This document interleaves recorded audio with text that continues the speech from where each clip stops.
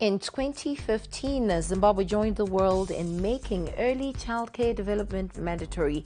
In Zimbabwe, ECD-A is the class for children aged 3 to 4 years old, and ECD-B is the class for children aged 4 to 5 years old. To that end, communities are taking part in early childhood education development projects at local schools which cannot afford to hire external labor. This came up during a tour of ECD facilities in Zimbabwe by the government and donors recently. Primary and Secondary Education Permanent Secretary Tumisang Tabela spoke to ZTN.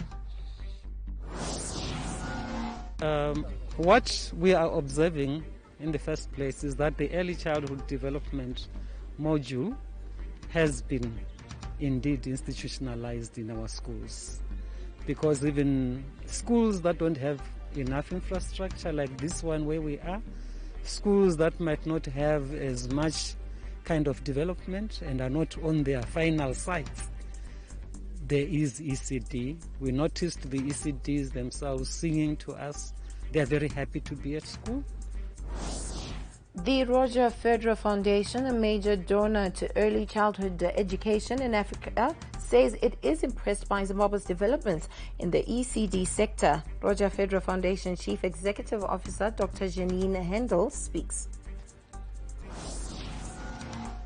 Well, I would reiterate how advanced Zimbabwe is in promoting children's early education. We are working in 6 countries in the region, and Zimbabwe is, of course, the most advanced one, having already a compulsory, not yet formal, but a compulsory education of ECD A and C. So it is actually an easy country to work in, because we don't have to start from scratch and starting ECD centers as we do in other centers. And of course, you have very qualified teachers. Local non-governmental organizations in the education sector say government is on the right track.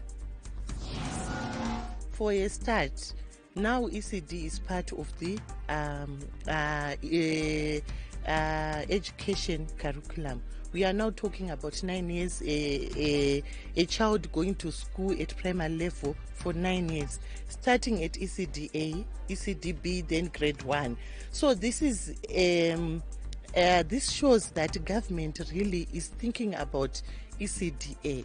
And in terms of resource allocation, we can see that they've made strides of provision of resources, especially in terms of human resources.